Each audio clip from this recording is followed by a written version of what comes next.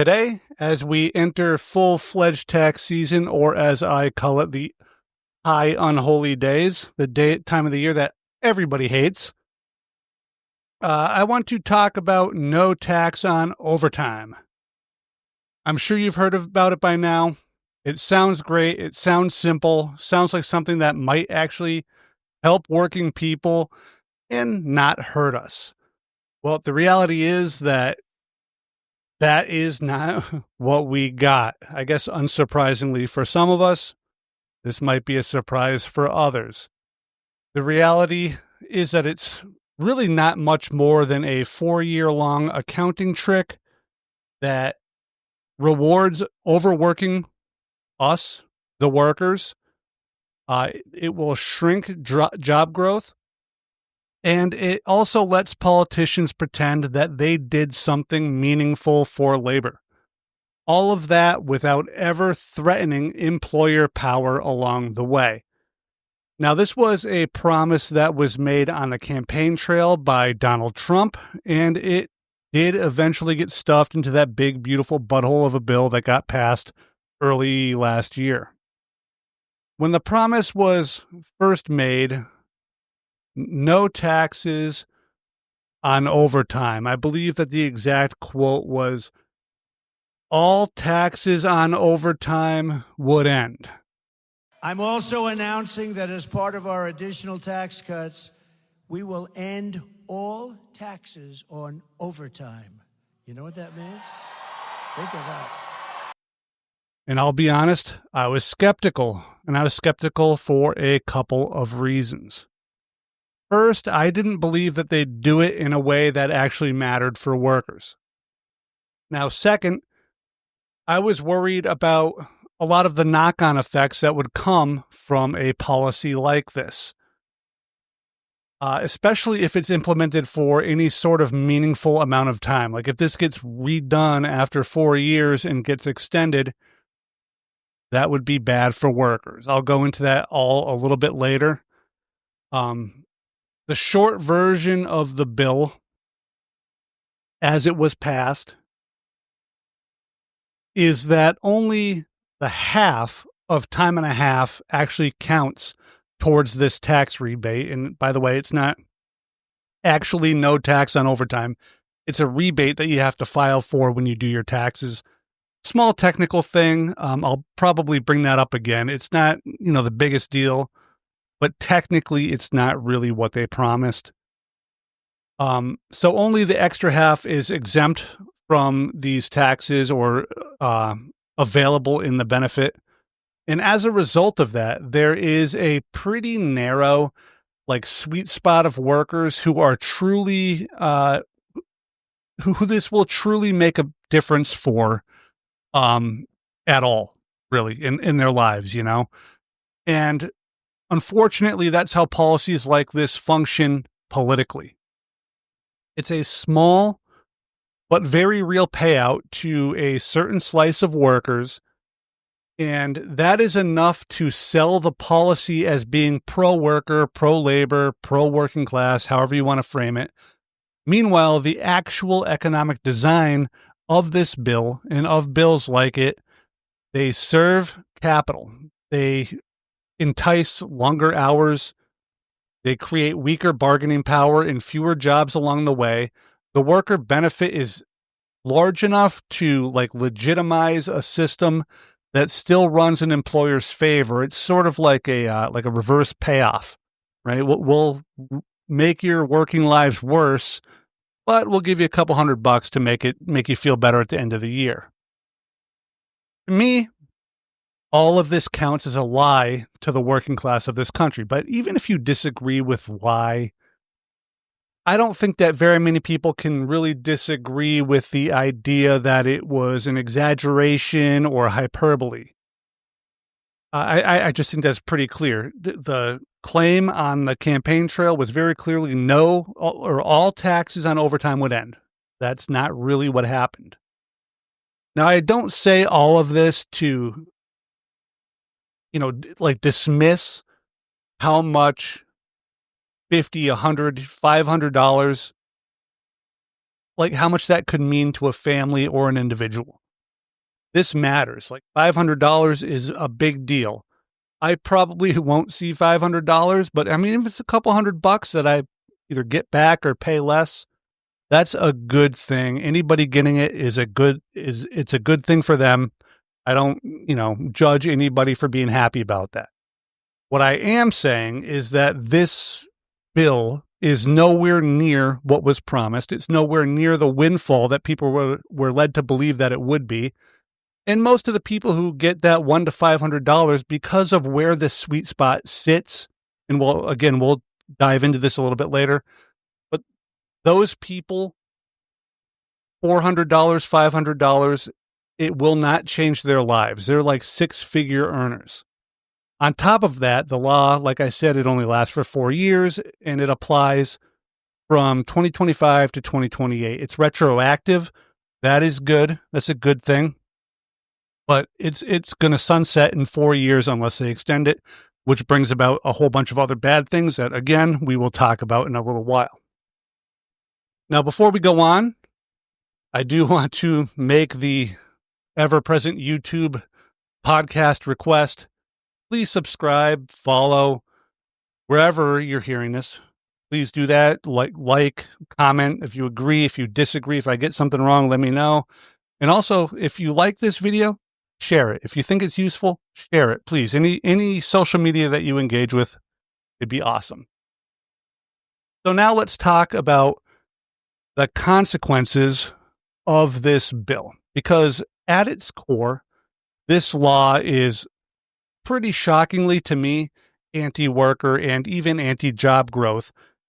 So you're wondering how? Well, first, it creates a direct incentive for employers to lower base wages, to push more work to overtime, and to cut back on hiring, all with little to no financial downside for themselves. The longer that this law stays on the books, the more it gets extended. At least if in its current form, as it's written, the more likely that this bad behavior for labor, for workers, will continue and eventually become the norm. Workers will be lured by the promise of tax savings, and they'll be pressured into grinding longer and longer hours at lower starting wages. Their bodies will get torn down. They will get fewer raises. Their personal lives will get, hollowed out. And meanwhile, they'll be producing more and more value for the capitalist owners who will be giving less and less back. And they'll do all of that for maybe a couple $100 at tax time. This is assuming that they even qualify.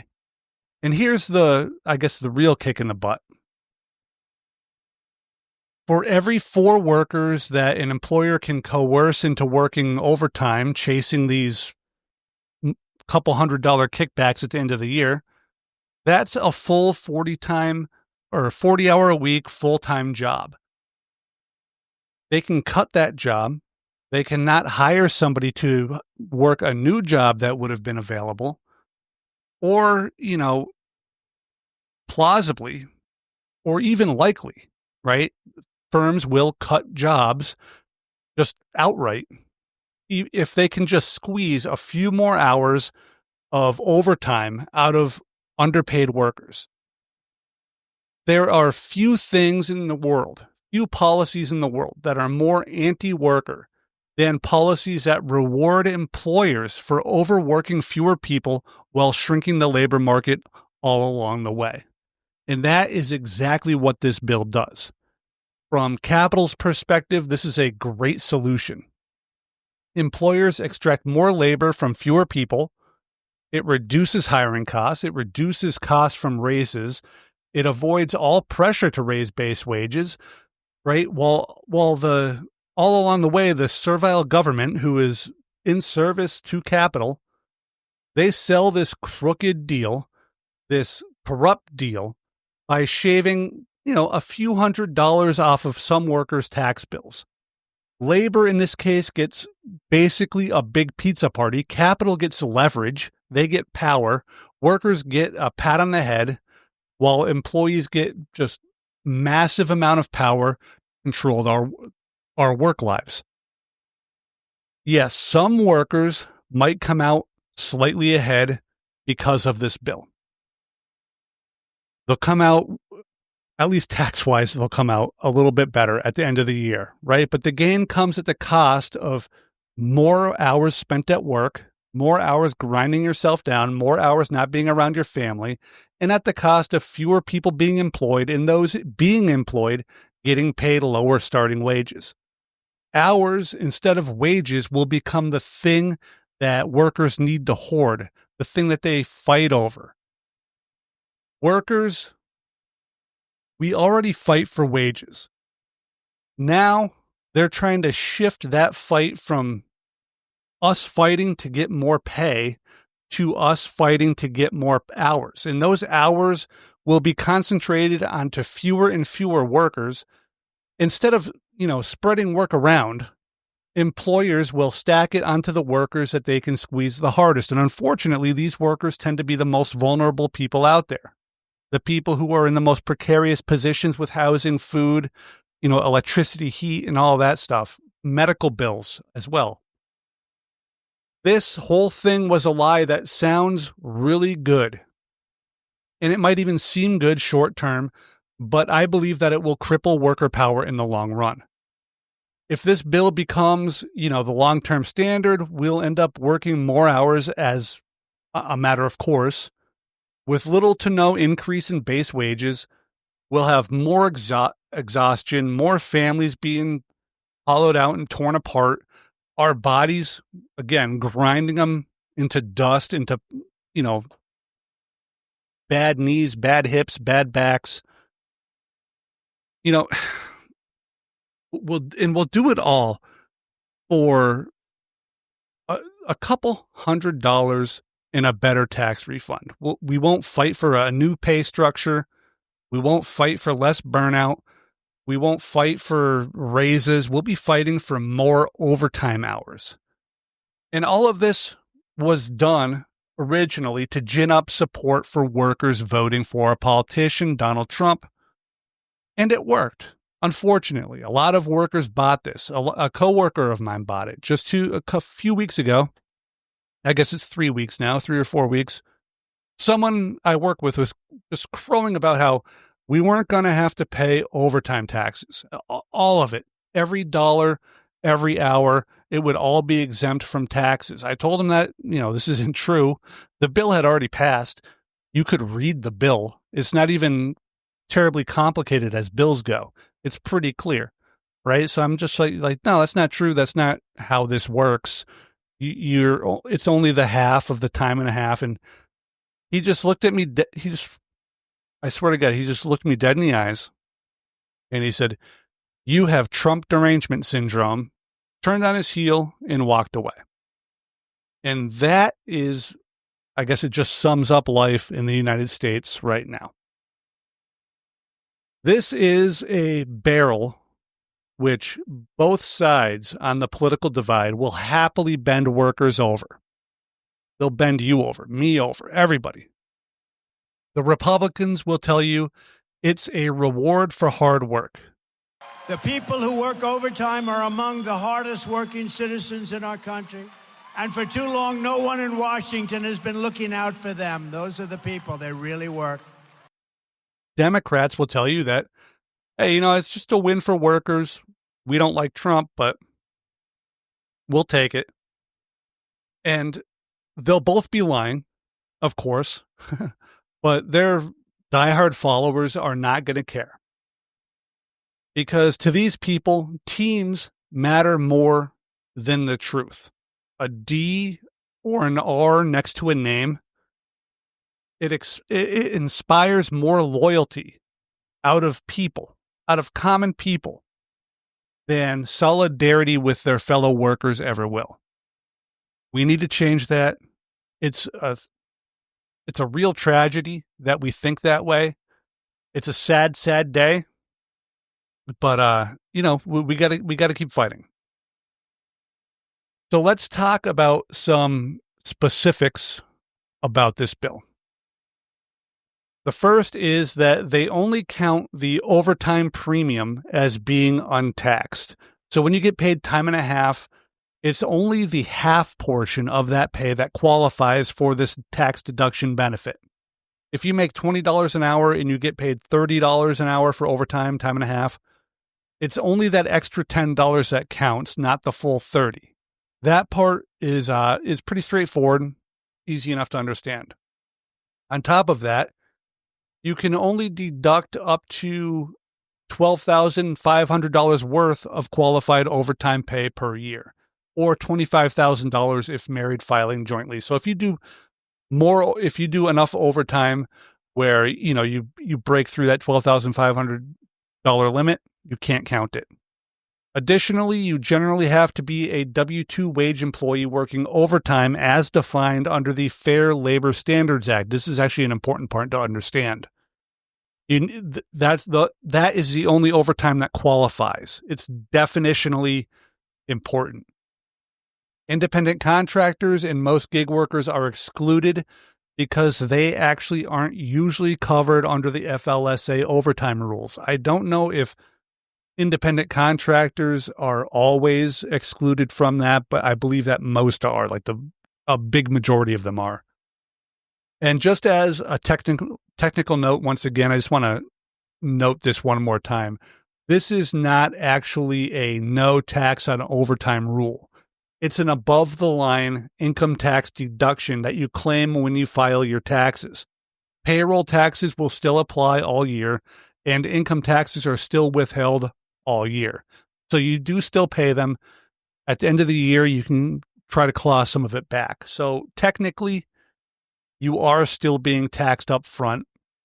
Now, I know that this isn't a huge deal to a lot of people with technical issues here, but it technically is not no tax on overtime.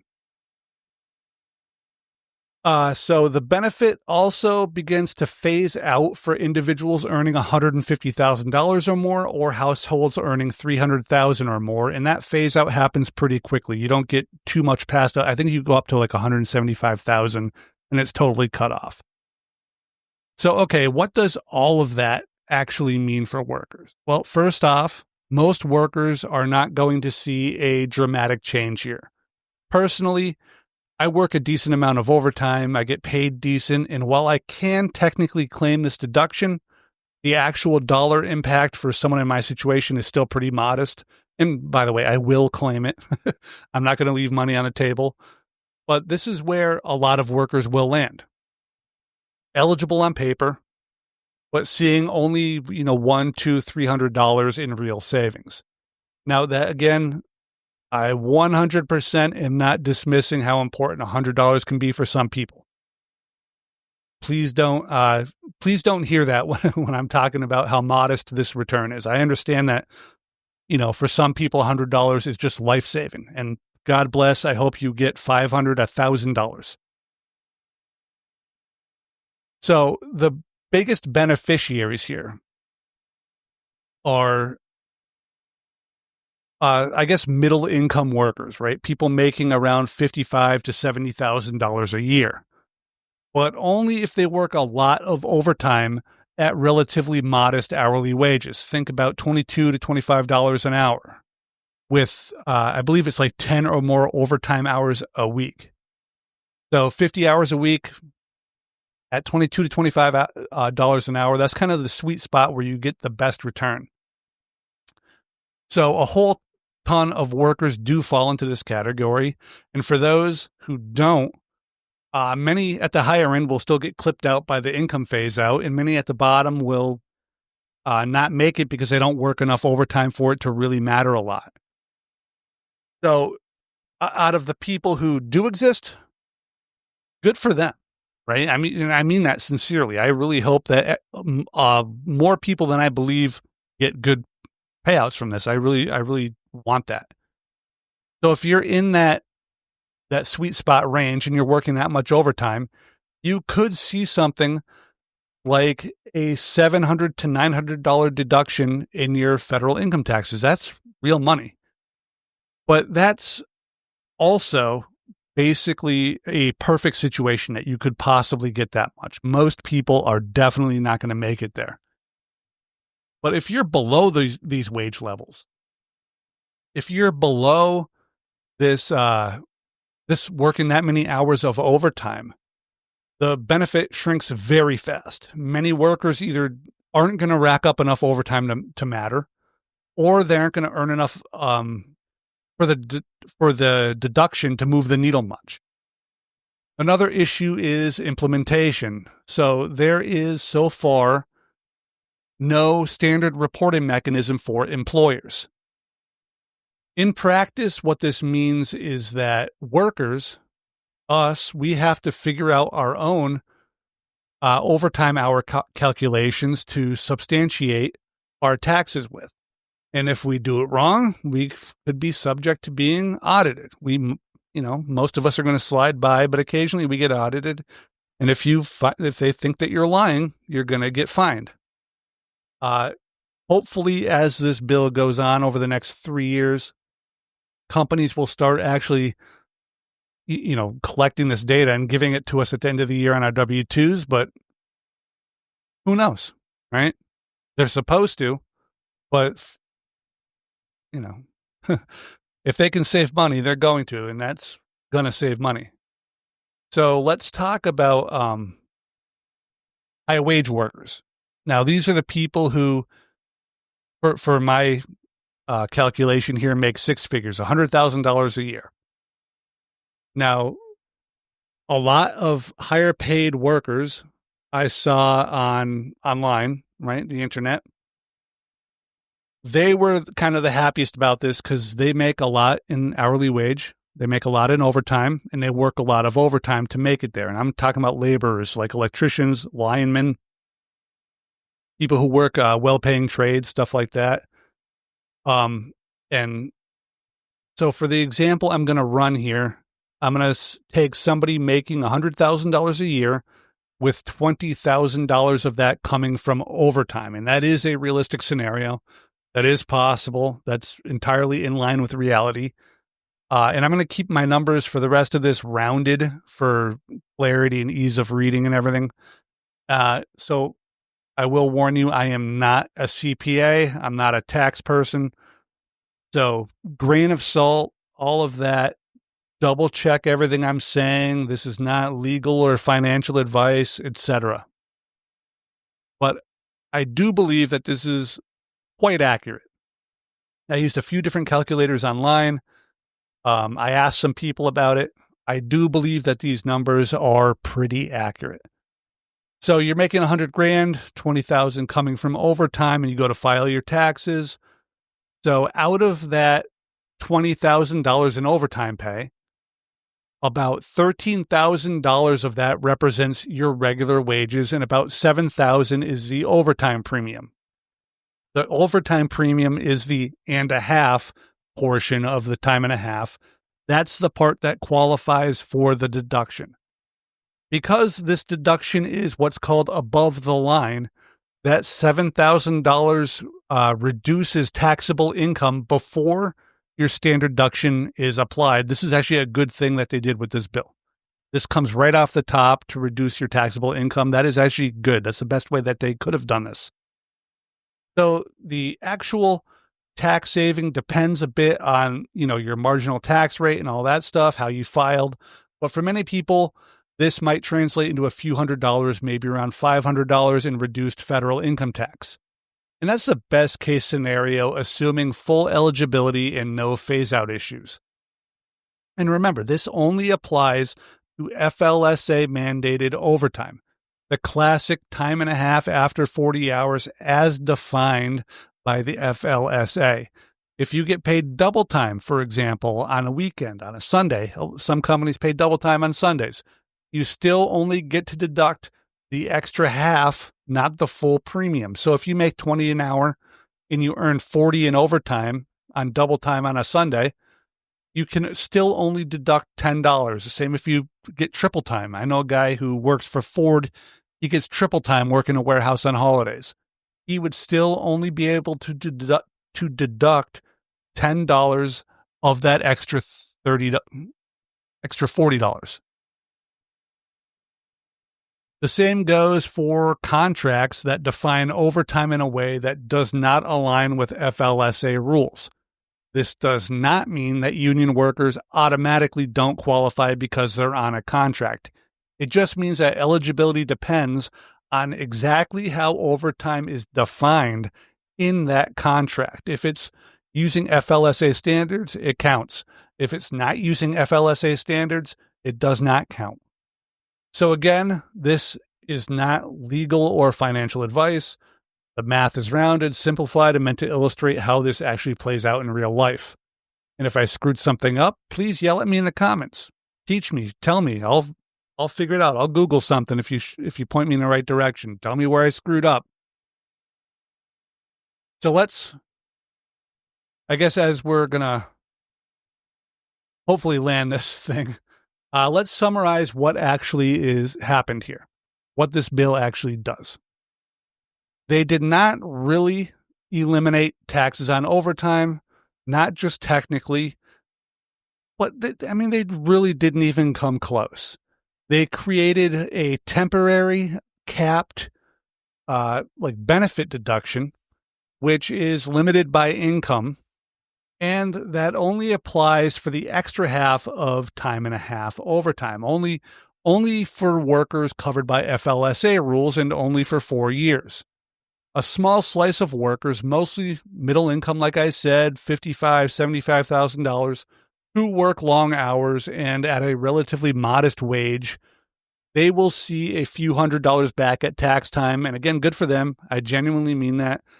Higher earning people making $100,000, they'll get $500 back. And again, that limited benefit is not a flaw in the policy. It's being like this extra $500, $200 to $500, let's call it. It's being used as camouflage.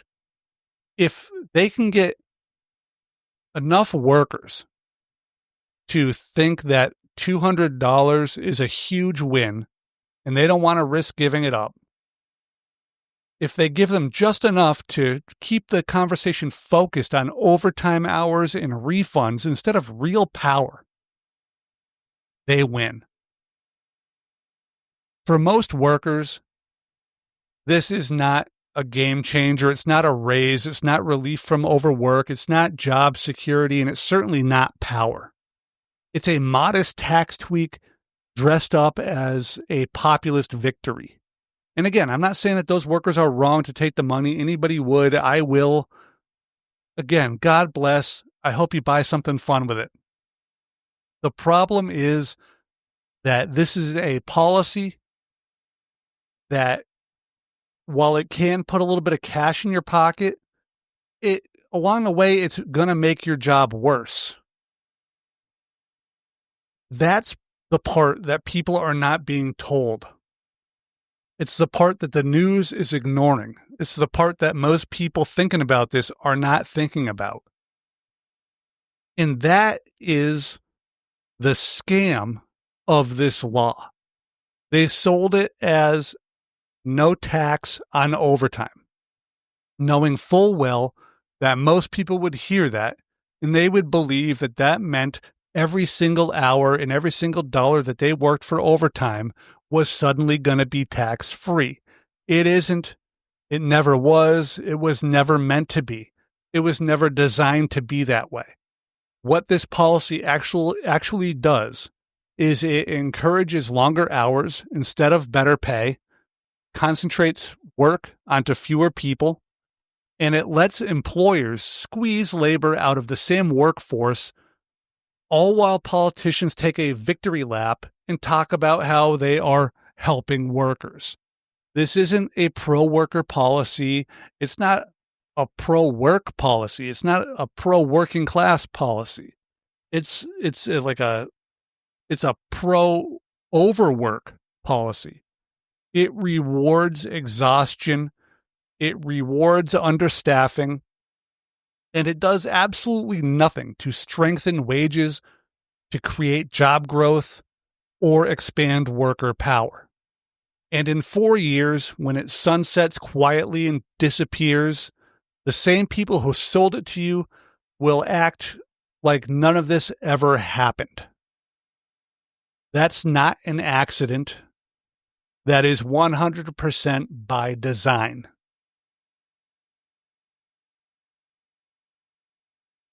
Well, you know what? Let's end it there. I was going to rant a little bit more, but I'll just be beating a dead horse at this point.